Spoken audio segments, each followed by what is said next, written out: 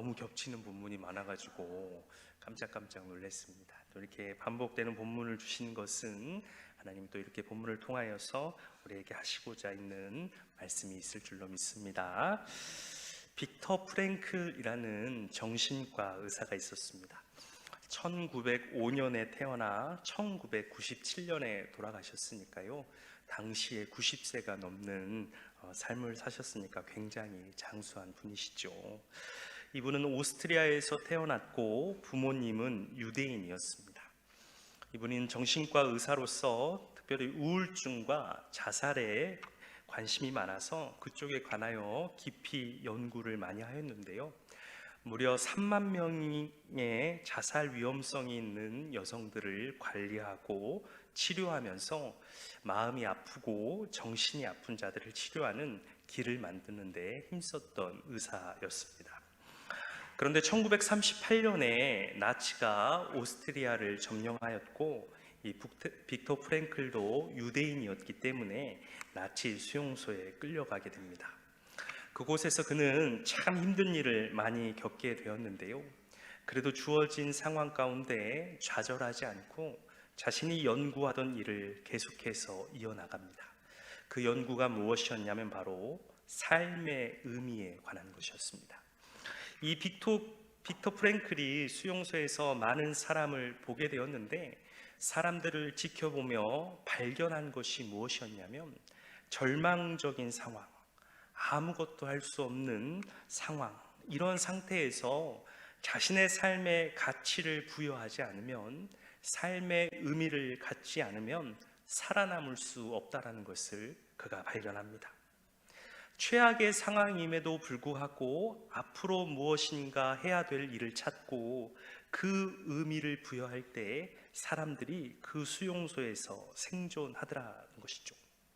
빅터 프랭클이 이것을 어떻게 발견하게 됐냐면 3년간 4곳의 나치 수용소를 옮겨 다니게 되었는데, 그 안에서 수많은 사람들을 보게 되었는데, 자살을 하려는 사람, 이제 삶을 포기하려는 사람, 그리고 금방 죽을 것 같은 사람이 딱 눈에 들어오는 행동이 있다라는 것이죠.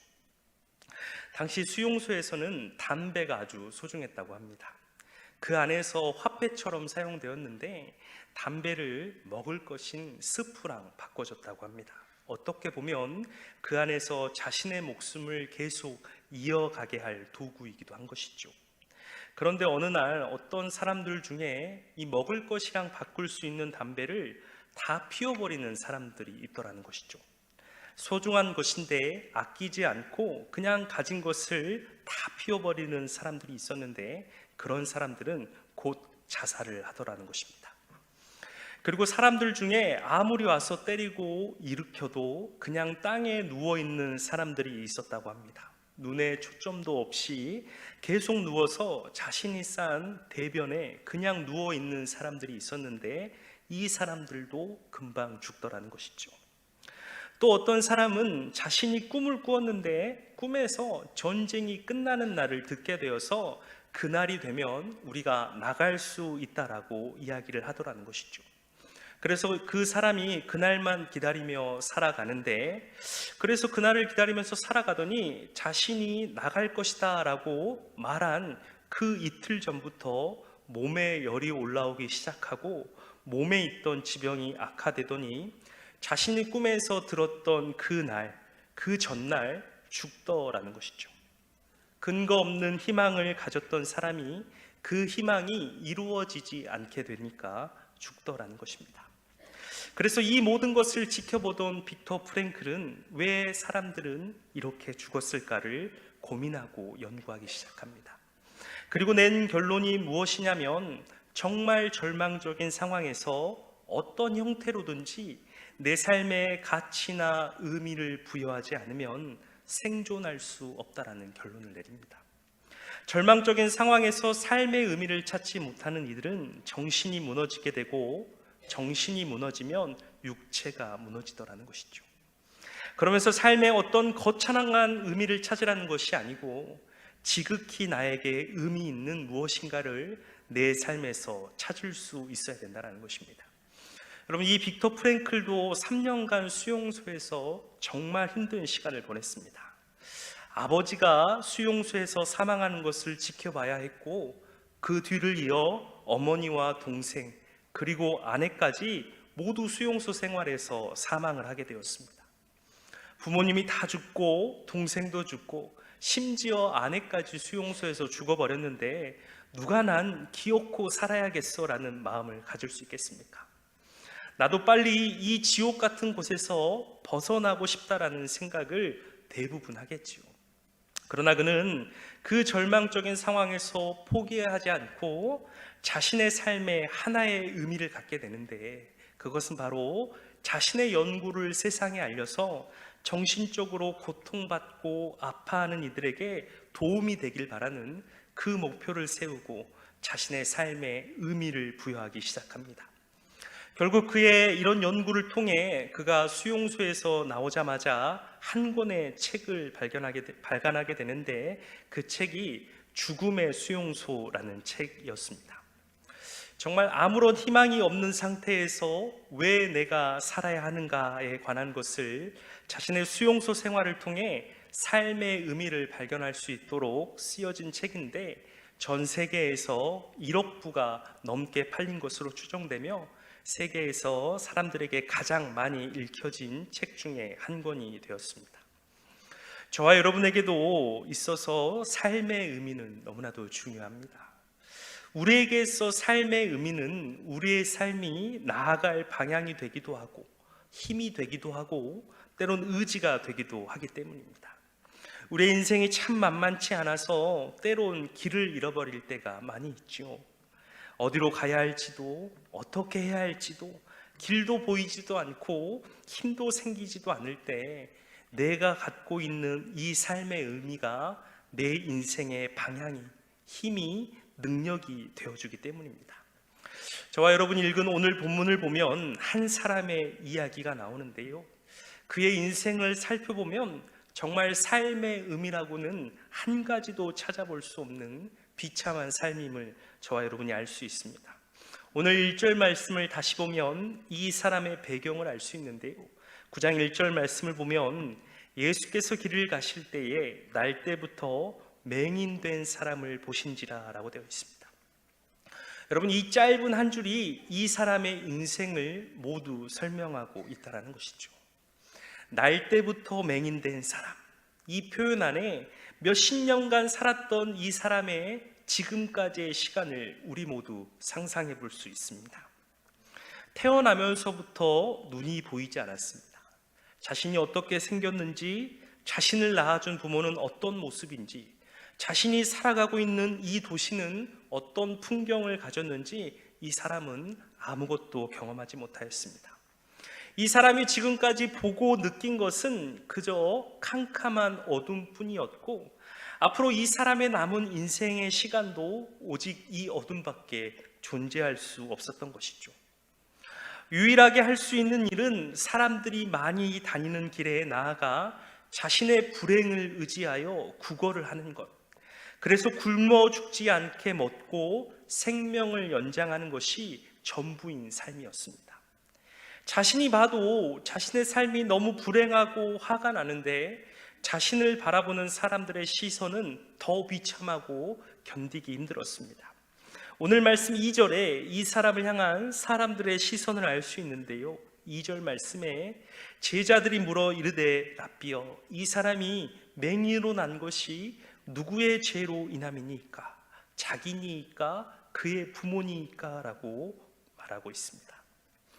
날 때부터 앞을 볼 수 없는 어둠 속에 갇혀있는 인생에 사람들이 갖고 있는 시선은 바로 죄인이라는 것이죠.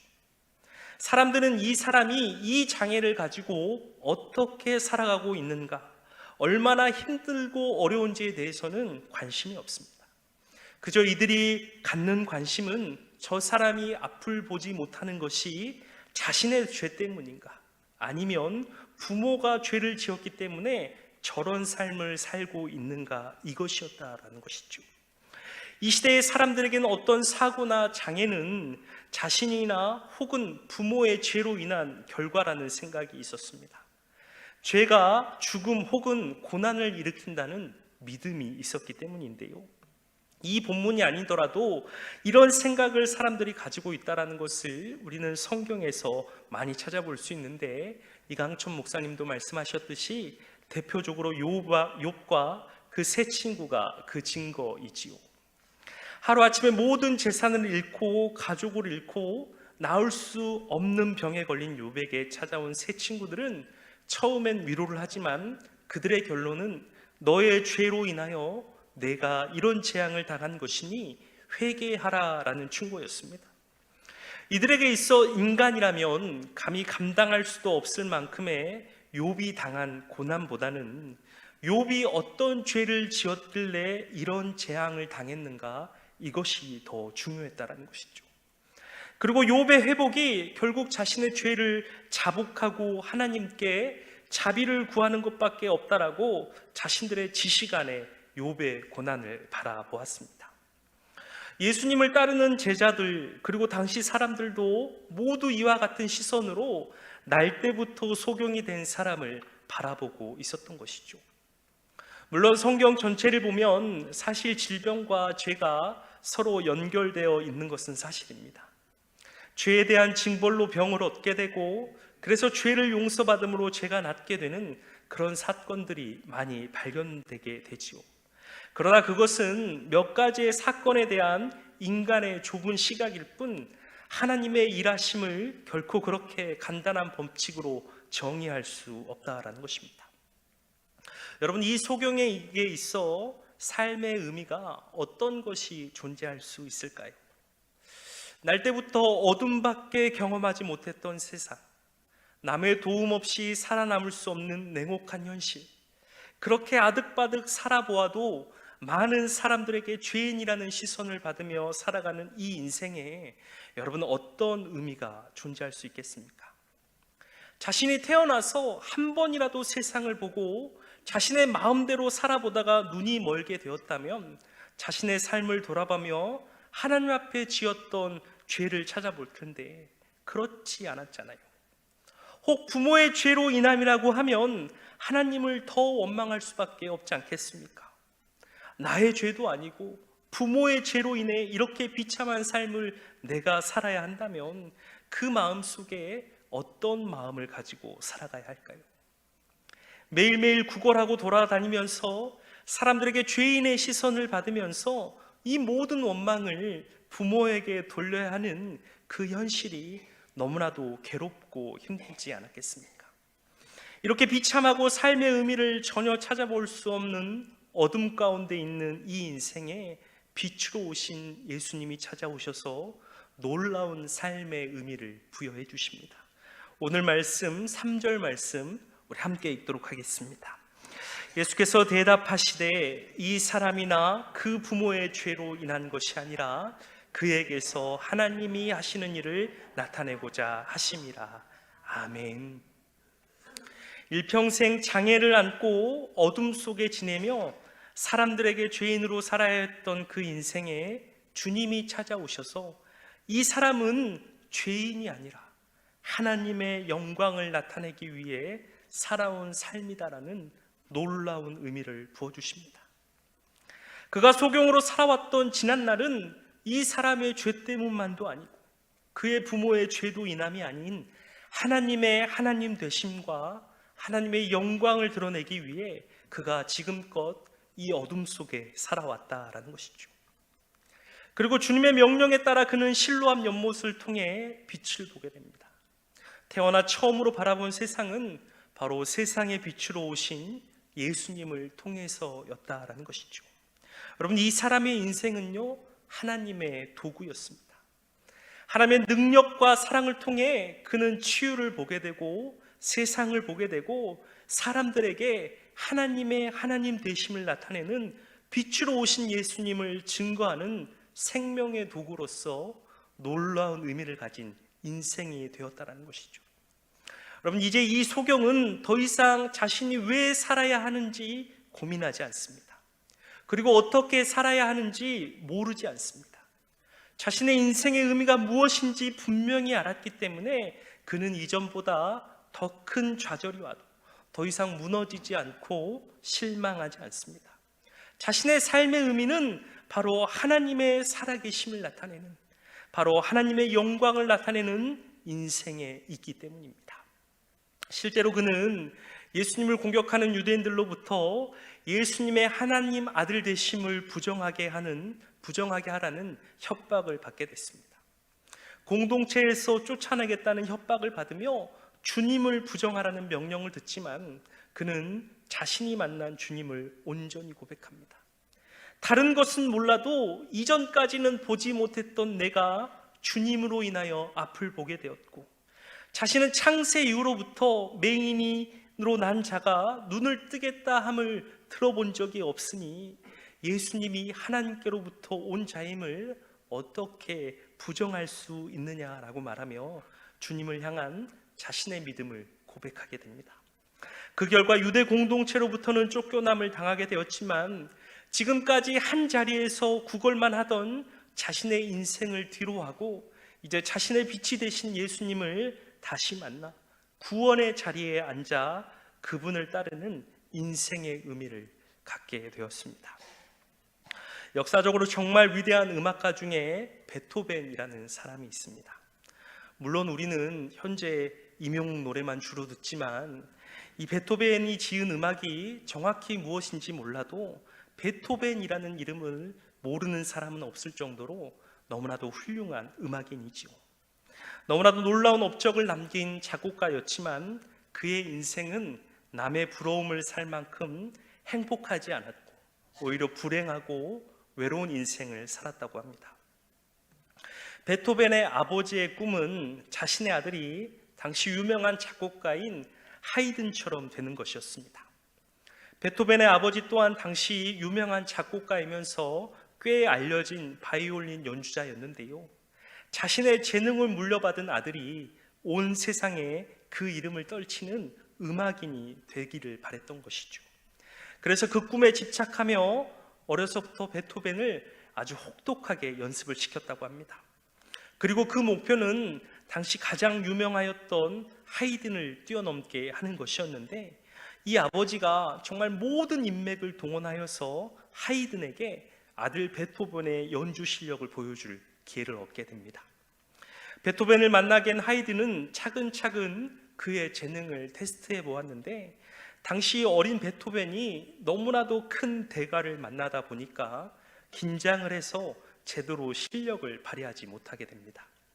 그래서 결국 베토벤은 음악적 재능이 없고 절대 음악으로 성공할 수 없다는 악평을 하이든에게 받게 된 것이죠. 어떻게 노력해서 만난 하이든인데 엉망진창으로 연주한 아들을 보며 화가 머리끝까지 난 아버지는 돌아오는 길에 달리는 마차 안에서 문을 열고 아들을 발로 차 마차 밖으로 차버리고 맙니다. 그리고 너는 이제 내 자식이 아니니 다시는 집에 돌아오지도 말고 내 눈앞에 나타나지도 말라고 소리치며 아들을 버리고 혼자 집으로 돌아가 버리고 말게 됩니다.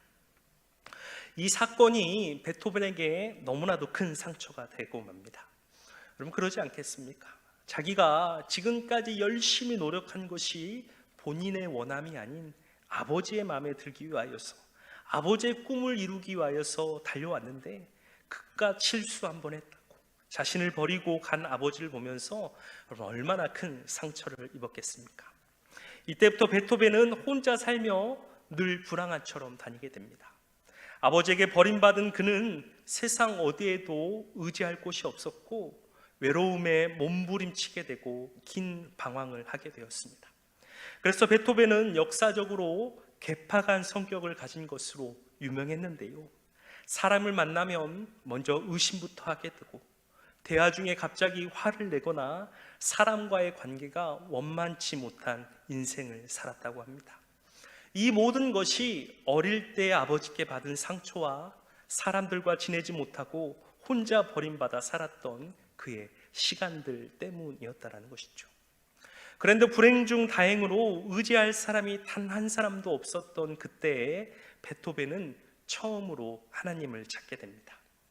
이 외롭고 힘든 삶에 유일하게 기댈 수 있는 존재가 오직 하나님뿐이었던 것이죠. 하나님을 찾고 하나님을 만나며 위로를 받은 베토벤은 점점 삶을 회복하기 시작하였습니다. 그런데 안타까운 일은 이때 베토벤이 하나님을 찾고 하나님을 만난 것은 너무나도 다행스러운 일이었지만 하나님의 품에 온전히 안기지는 못했다라는 것이죠. 그는 온전한 믿음을 갖지 못하였습니다. 하나님을 만나 위로받고 다시 제자리로 돌아간 그의 삶은 다시 세상 속으로 돌아가게 되었고, 그는 결국 가족도 없이 혼자 살다가 많은 병에 걸려 청력을 잃고 인생의 말년까지 병마와 싸우다 숨을 거두게 되었습니다. 그가 죽기 전에 병상에서 동료 작곡가 친구들이 모인 자리에서 마지막으로 유언을 남겼는데요, 그가 남긴 유언이 무엇이었냐면 자신의 인생에 하나님을 위한 찬양곡을 단 한 곡도 남기지 못하고 세상을 떠나게 된 것이 너무나도 후회가 된다라는 것입니다. 그가 비록 온전한 믿음을 가지지는 못하였지만 그의 마음속에 늘 하나님을 향한 생각이 있었던 것이죠. 베토벤의 이러한 유언을 들은 동료 작곡가들은 그가 지은 곡 중에 한 곡을 골라 가사를 붙여 찬양곡을 만들게 되었는데, 그 찬양이 찬송가 64장 기뻐하며 경배하세라는 찬양곡입니다. 이 노래는 베토벤의 곡 중인 환희의 송가라는 곡에 가사를 붙여 만들어진 곡인데요, 오늘날까지 많은 사람들에게 불려지는 찬송가가 되었습니다. 너무나도 화려한 업적을 남긴 위대한 작곡가이지만 그의 삶을 돌아보면 사실 너무나도 불쌍한 인생이지요. 가족으로부터 버림을 받았고 결혼은 물론 사랑도 이루지 못한 채 아픔만을 간직한 인생이었다고 합니다. 또한 친구들과도 잘 지내지 못했고 베토벤의 재능을 이용하려는 사람들에게만 둘러싸여 살다가 병을 얻어 죽을 때까지 병과 싸우다가 마친 인생이었다는 것이죠. 그가 만약 자신의 젊은 날에 만났던 하나님을 통해 자신이 이 땅에 살아가게 되는 삶의 의미를 온전히 발견하였다면, 주님이 자신을 이 땅에 보내신 그 이유를 찾게 되었다면 비록 많은 아픔과 상처를 가진 삶이었지만 완전히 다른 인생을 살아가지 않았을까 하는 생각을 하게 됩니다. 사랑하는 여러분, 여러분에게 있어서 삶의 의미는 무엇입니까? 여러분이 현재 붙잡고 살아가고 있는 삶의 목표는 무엇입니까? 성공에 관한 것입니까? 부에 관한 것입니까? 자식에 관한 것입니까? 아니면 세상 사람들이 모두 찾고 있는 그러한 것들입니까? 그러면 여러분이 갖고 있는 현재의 삶의 의미가 사라지게 될 때, 혹은 여러분을 배신하게 될 때, 여러분 그때는 무엇을 붙잡고 살아가시겠습니까? 여러분, 우리의 삶의 의미는 세상 속에 있지 않습니다. 우리를 세상으로 보내신 그곳으로부터 우리의 삶의 의미가 오는 것입니다. 이 땅에 나를 생명을 주시어 보내신 그분으로부터 우리는 우리의 삶의 의미를 찾는 것입니다. 여러분, 우리의 삶의 의미는 바로 우리의 삶을 통해 하나님의 살아계심이 나타나고 하나님의 영광이 드러나는 그것이라는 것이죠. 나의 작은 행동과 순종으로 인해 그분을 향한 나의 감사와 찬양을 통해 하나님이 하나님 되시고 하나님의 영광이 드러나는 것이 바로 저와 여러분의 삶의 의미라는 것입니다. 여러분, 우리가 정말 예수님이 나를 위해 죽으시고 나를 위해 부활하셔서 내가 구원함을 입은 존재라는 것을 믿는다면 이제 저와 여러분의 삶의 의미를 어디서 찾아야겠습니까? 주님의 은혜로 구원함을 입은 우리가 세상 속에서 나의 삶 속에서 삶의 의미를 찾는다면 그분의 십자가의 사랑이 아무런 의미가 없게 되는 것이죠. 예수님이 우리를 위해 십자가에 달려 대신 죽음을 당하셨을 때 이제는 그분으로 인하여 새 생명을 얻은 우리가 그분을 위한 삶을 살아가야 하는 것이죠. 이것이 저와 여러분이 이 땅에 보내진 목적이고 주님이 우리를 위해 십자가에 달리신 이유가 된 것입니다. 나의 삶의 의미를 정확히 아는 사람은 절대 세상의 어떤 역경과 고난에서도 무너지지 않습니다. 그들은 자신의 인생에 어둠이 찾아와도 어디로 가야 할지 알고 무엇을 해야 하는지 잊지 않고 살아갈 수 있기 때문입니다. 저와 여러분은 주님이 주신 명확한 삶의 의미가 있기 때문에 어떠한 역경에서도 어떠한 어려움에서도 좌절하거나 무너지지 않습니다.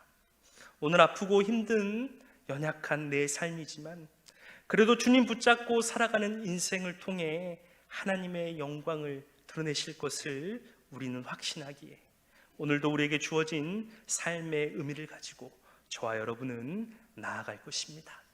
이 시간 우리 마지막으로 내 삶의 이유라라는 찬양곡이 있는데 이 찬양의 가사를 생각하면서 우리의 입으로 고백하고 기도하고 마치도록 하겠습니다.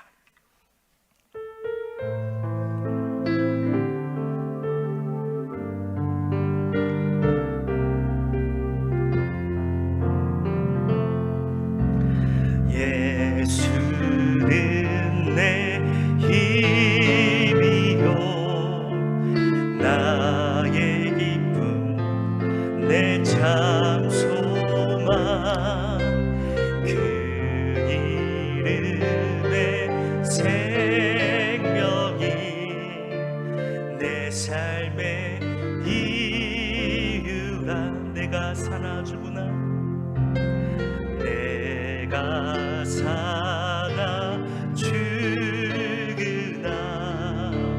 그 이름을 위하여 내 모든 것 다 드리니 나를 받으소서. 오직 주만 따라갑니다. 오직 주만 높이 하리소서. 내 평생에 그 이름 그의 선하심이 세상에 노래합니다. 그 이름에 크신 능력 영원한 생명이 내 삶 내 평생에 그 이름을 내 평생에 그 이름 그의 선하심을 세상에 노래합니다. 그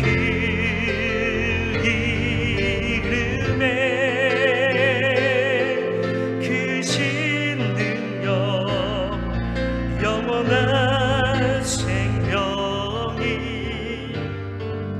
내 삶의 이유라.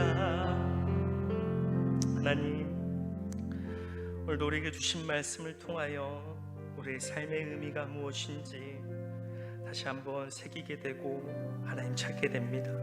때론 살아가는 인생이 너무나도 힘들고 어려워서 내가 어디로 가야 할지 무엇을 해야 할지 왜 살아야 할지 알지 못한 채 그저 시간을 보낼 때가 많이 있습니다.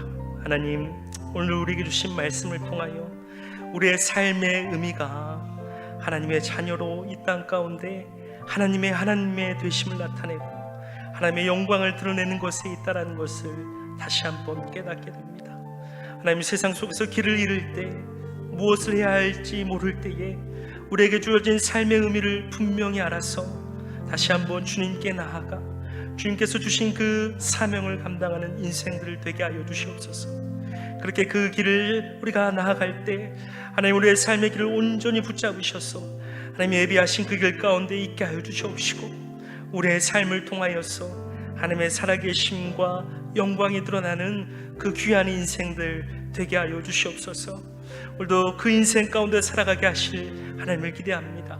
주님 역사하셔서 우리를 주장하시고 인도하여 주시옵소서. 이제는 우리 주 예수 그리스도의 은혜와 하나님의 크신 사랑과 성령님의 충만하심과 교통하심이 오직 하나님의 살아계심과 영광을 드러내는 곳에 우리의 삶의 의미가 있다고 고백하는 이 모든 예배자들 위해 이제부터 영원토록 함께 하시기